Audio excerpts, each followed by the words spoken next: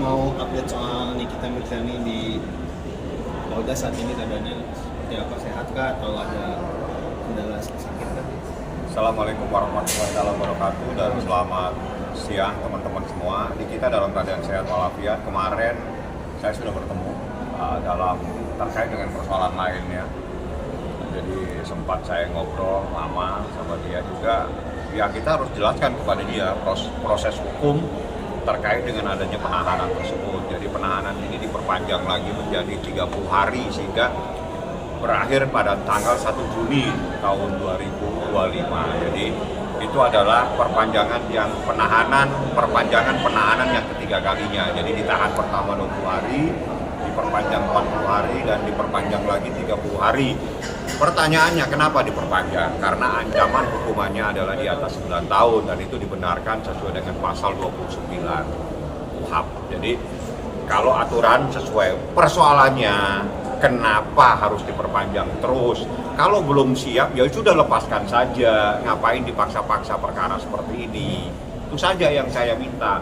Kalau belum siap ya nggak usah paksa-paksa lah. Kalau Anda sudah berani menahan orang, harusnya Anda yakin bahwa perkara tersebut bisa Anda sidangkan dengan bukti-bukti yang ada. Dan saya ingatkan sekali lagi, rekaman tersebut di mana terjadi percakapan antara Ismail Marzuki dengan seseorang, itu bukti rekamannya sudah saya jadikan dasar untuk saya laporkan.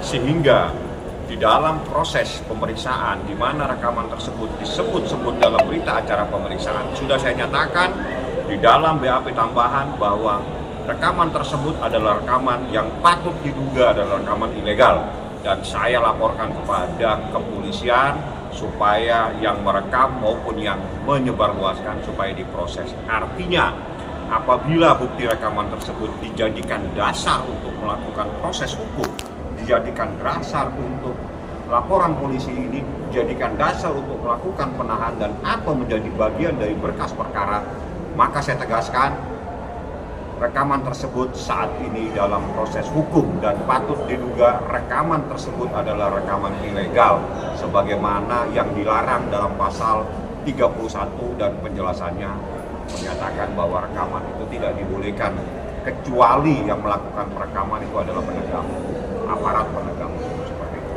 Tapi respon Nikita sendiri atau diperpanjang? Ya Niki harus saya jelaskan, jadi bukan itu. Niki sendiri ya kalau memang ini harus bergulir ke persidangan, ya gulirkan aja gitu. Tapi kalau belum siap ya sudah segera lepaskan. Kenapa Anda harus menahan orang kalau Anda sendiri masih bingung cari bukti gitu. Jangan main-main lah dalam proses hukum ya.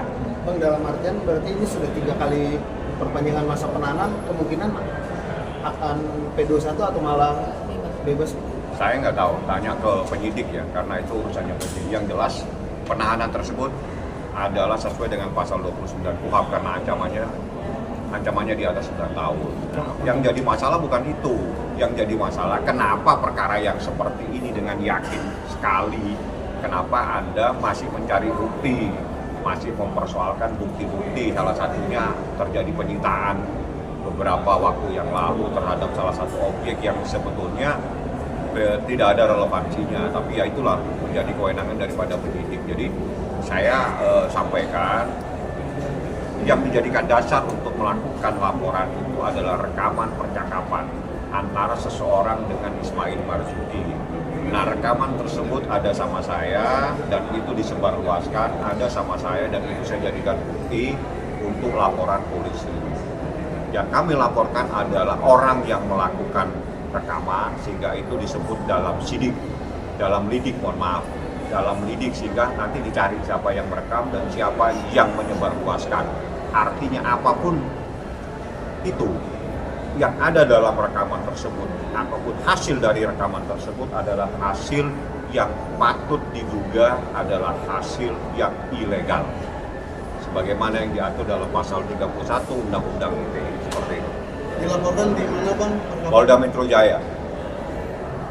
Makanya dengan lamanya proses ini diperpanjang terus, Abang menduga mungkin ada kesulitan yang dialami oleh penyidik dalam pengumpulan bukti gitu. Tanya ke penyidik kenapa. Kalau saya sih ya saya bisa jawab, tapi kan saya bukan penyidik. Tanya ke penyidik kenapa dia dalam proses yang seperti ini harus memperpanjang terus 20 hari, diperpanjang 40 hari, diperpanjang 30 hari lagi. Ada apa? Sebetulnya Anda bisa tanya kepada penyidik, jangan tanya kepada saya. Bang, yang kemarin kabar Niki diperiksa untuk kasus yang lain mungkin? Ya, kasus yang lain saya sementara diamanati untuk tidak menjelaskan. Nanti saatnya saya akan memberitahukan kepada teman-teman. Yang jelas kasus ini adalah terkait dengan persoalan lain, tapi tidak ada kaitannya dengan proses yang ada di Polda Metro. Kaitannya ada di Polres, tapi Niki minta sementara jangan ini, biar saja lah bergulir perkaranya. Nanti di saatnya akan saya sampaikan yang dilaporkan siapa dan prosesnya seperti apa. Pemeriksaan berarti udah selesai kemarin? Tadi Niki udah diperiksa kemarin Di Polda? di Polda. Berarti penyidik Polres memeriksa Niki di tahanan Polda?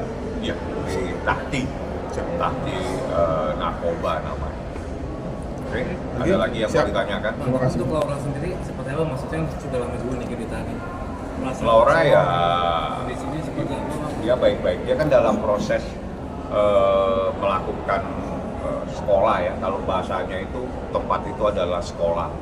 Jadi pendidikan lah ya. Jadi itu biarlah tempat yang guru-gurunya yang mendidik. Saya tidak mau masuk terlalu dalam ke persoalan tersebut, tapi dia dalam keadaan sehat walafiat. Ya teknis dia bisa berkomunikasi dengan ibunya itu saya nggak tahu. Yang jelas semua komunikasi dengan anak itu selalu melalui salah satu orang kepercayaan ini. Saya memanggilnya Mbak Ati. Teh Ati lah ya kita manggilnya, bukan Mbak.